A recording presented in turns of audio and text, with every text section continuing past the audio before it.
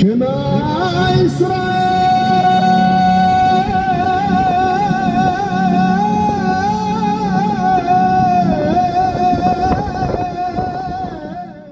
এই পৃথিবী এক ভিন্নতায় ভরা।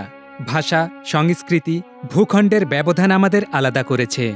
তবু আমরা কোটি কোটি একেশ্বরবাদী মানুষ একইভাবে হাত তুলি, মাথা নত করি, নিঃশব্দে হৃদয় উজাড় করে দেই এক মহাসত্তার কাছে, স্রষ্টার পানে, আল্লাহর দিকে।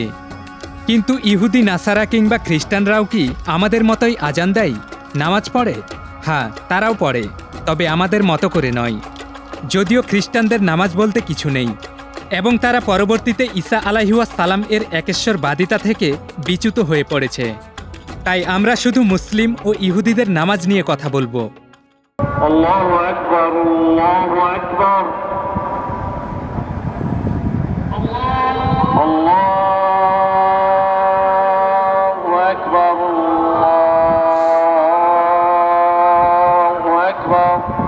মুসলমানদের নামাজের জন্য যেমন নির্দিষ্ট সময় আছে, যেমন দিনে 5 বার ফজর, জোহর, আসর, মাগরিব ও এশা, ঠিক তেমনি ইহুদিদেরও নামাজ আছে, তবে দিনে 3 বার, সকাল, দুপুর ও সন্ধ্যা।